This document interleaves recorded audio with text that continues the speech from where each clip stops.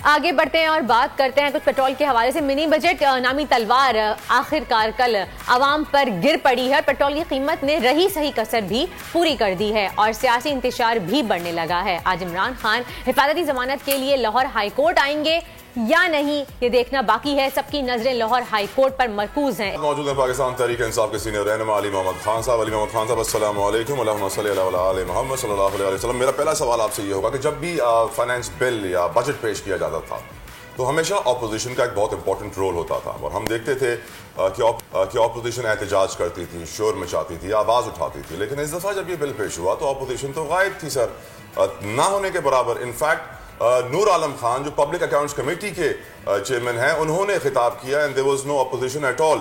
اور عجیب سا لگا سر مجھے، آپ کو لگا؟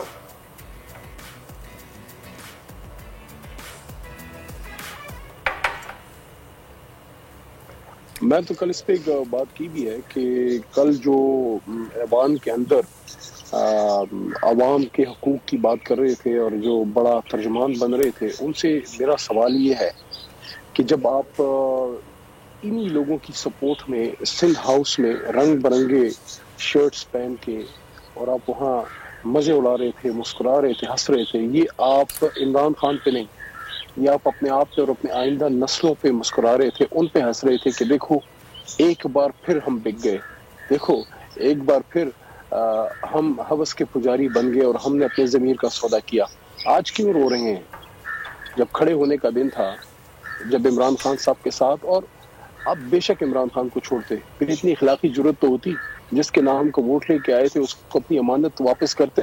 پتہ نہیں یہ لوگ فیس کیسے کرتے ہیں، یہ کو کیسے فیس کرتے ہیں، یہ صبح اٹھ کے آئینے میں اپنا چہرہ دیکھ کے اپنی آنکھوں میں دیکھ سکتے ہیں، یہ کیسے عوام کے حقوق کی بات کرتے ہیں جب آپ اس رجیم چینج کا حصہ بنے اور اس میں آپ نے اپنا آپ پیش کیا سندھ ہاؤس میں، اور اسی کی وجہ سے یہ سارا کچھ ہوا۔ ڈبل ایجنٹ، ڈبل گیم کھیل رہے ہیں، وہ رنگ بدل رہے ہیں، ہاتھی کے دانت کھانے کے اور دکھانے کے۔ اور سر بس یہ ہمارا ایک المیہ رہا ہے۔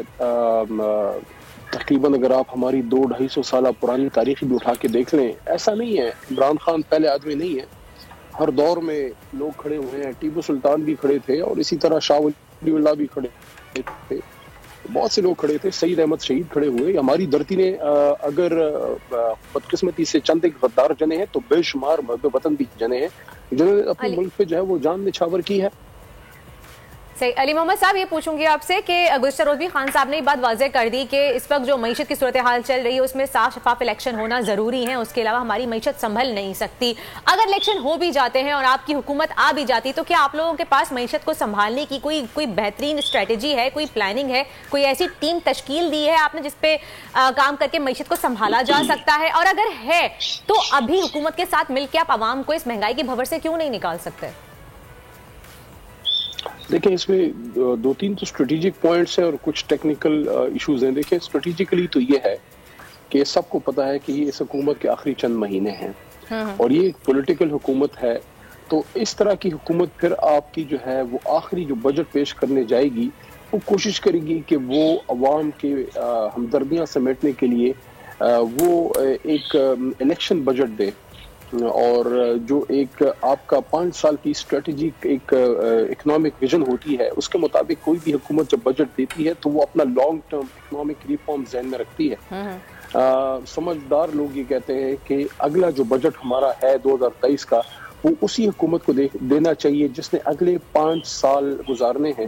اس کی وجہ یہ ہے کہ اگر ایسا نہیں ہوگا تو جو 5 سالہ اکنامک ویژن ہے اس کے لیے پھر آپ کو 2024 کے بجٹ تک یا پھر آپ کو 2023 میں اگر نئی حکومت آتی ہے تو مڈ دسمبر میں کہیں جا کے آپ کو پھر ایک منی بجٹ دینا ہوگا، کیونکہ یہ بجٹ تو ایک تو یہ ایشو ہے کیونکہ انہوں نے اپنے شارٹ ٹرم گین کے لیے بجٹ دینا ہے۔ دوسرا جو بھی 5 سال کا مینڈیٹ لے کے آئیں گے تو وہ ایکچوئل ٹرمز میں اسٹرانگ ڈیسیجنز لے سکیں گے، کیونکہ جنہوں نے اگلا الیکشن لڑنا ہے ان کے ذہن پہ تو الیکشن سوار ہوگا۔ تیسری بات یہ ہے کہ دس از سم تھنگ جو ہم پہلے کر چکے ہیں، ایک بار اسی ٹنل سے قوم کو نکال چکے ہیں۔ $4-5 ارب پہ پہلے بھی ہماری اکانومی 2019 اپریل مئی میں پہنچی تھی، جب اتر رہے تھے $17 ارب تھا، آپ کا فوریکس ریزروز بڑھ رہا تھا، آپ کا کرنٹ اکاؤنٹ ڈیفیسٹ کم ہو رہا تھا، تو we have done it before. اگر پہلے ہم کر چکے ہیں تو انشاءاللہ دوبارہ بھی کریں گے۔ میں حیران ہوں کہ آپ کہتے ہیں ان کے ساتھ کام کرنے کا تعلق ہے، آپ نے پوچھا کہ ان کے ساتھ کام کرنے کا، دیکھیں ایک طرف آپ ہمارے لیڈر کو جو ہے جس طرح سے حالات کا دوچار ہیں، اور انہوں نے جو FIR کٹوانے کی خواہش کا اظہار کیا جو ان کا حق تھا، اس میں ذمہ دار لوگوں کے نام ہیں. وہ لوگ جن پہ الزام ہے عمران خان صاحب پہ حملہ کروانے کا یا کرنے کا الزام ہے، ان کے ساتھ بیٹھ کے اگر آپ سمجھتے ہیں کہ ہم اچھے بچوں کی طرح سارے بیٹھ کے ایک اکنامک ویژن ڈسکرائب کریں گے، وہ مشکل ہے. میرے خیال میں پریکٹیکل. لیکن خان صاحب آپ کو نہیں لگتا کہ اس رسہ کشی میں صرف عوام پس رہی ہے؟ عوام کے بارے میں کون سوچ رہا ہے؟ میں حیران اس بات پہ ہوں خان صاحب کہ آپ 5 سال کے مینڈیٹ کا ذکر کر رہے ہیں. آپ کا پچھلا مینڈیٹ 3.5 سال میں ریپ اپ ہو گیا تھا، پیک اپ ہو گیا تھا، تو آپ ابھی تک آپ کو ایک تو مینڈیٹ پہ اتنا یقین ہے سر. دوسرا آپ اگلے بجٹ کی بات کر رہے ہیں، تو اگلے بجٹ پہ IMF کا نیا پروگرام شروع ہونا ہے، یہ پروگرام ختم ہونا ہے، پھر ان کی نئی شرائط آئیں گی، کیونکہ ہم پرانی شرائط پھر سے پوری نہیں کر پائیں گے، وہ اور زیادہ سخت ہوں گی. عدالتوں کا ذکر میں کرنا چاہوں گا خان صاحب. عدالتوں میں آج یقیناً ایک بہت امپورٹنٹ کیس ہے لاہور ہائی کورٹ میں بینکنگ کورٹ کے فیصلے کے خلاف، اسے آپ کیسے دیکھتے ہیں؟ بصد احترام ملک کے سابق وزیر اعظم میاں نواز شریف صاحب پچھلے 3.5 سال سے ملک سے باہر ہیں. اسلام آباد ہائی کورٹ سے ان کے جو ہے ڈائریکشنز بھی نکلی کہ ان کو پیش ہونا چاہیے، اور وہ وہاں بیٹھے ہیں اور وہاں انجوائے کر رہے ہیں.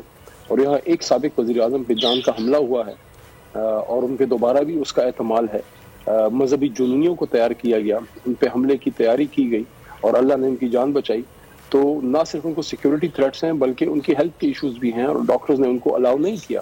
تو ایسی صورت میں سمجھتا ہوں کہ عدالتوں سے ہمیں توقع ہے. پر ایسی صورت میں عدالت کا دباؤ ڈالنا سر کیوں؟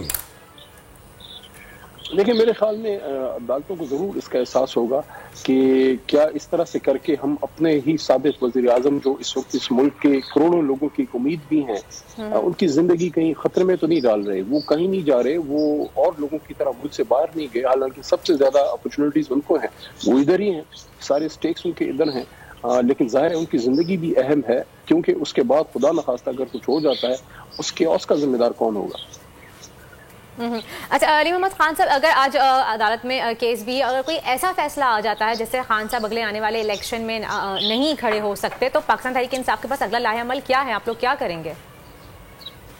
دیکھیں ایک تو لیگل فورم پہ ظاہر ہے، اس پہ ہم اپیل بھی کریں گے. اب فی الحال تو ہم ایسی کوئی بات توقع ہمیں نہیں ہے کہ اس طرح ہوگا، کیونکہ ایٹ دا اینڈ میں سمجھتا ہوں کہ سینیٹری پریویل ہوگی اور اس ملک کو سیاسی طور پہ آگے بڑھنے دیا جائے گا. کیونکہ یہ ایک مسممہ حقیقت ہے کہ اگر کسی بھی ملک کو آپ نے پولیٹیکل طریقے سے آگے لے کے جانا ہے، تو اگر اس کے موسٹ پاپولر لیڈر کو آپ ٹیکنیکلی ناک آؤٹ کریں گے تو ڈیموکریٹک سسٹم کو اوور آل جو ہے وہ بہت بڑا زخم پہنچتا ہے، بہت بڑا سیٹ بیک پہنچتا ہے.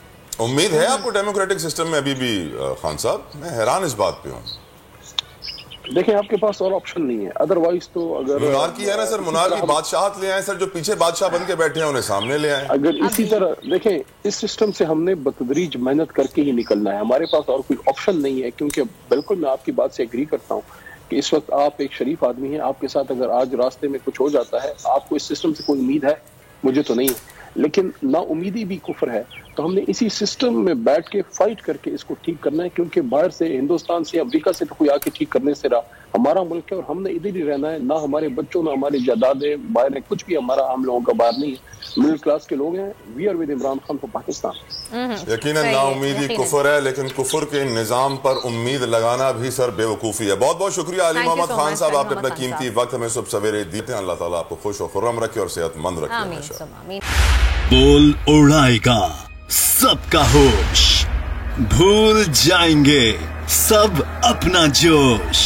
دیکھیے پاکستان کی سب سے بڑی PSL ٹرانسمیشن ثقلین مشتاق، رمیز راجہ، سہیب الوی، جمیل فاروقی اور فہیم خان کے ساتھ. کھیل کا جنون روزانہ رات 11 بجے صرف بول نیوز پر.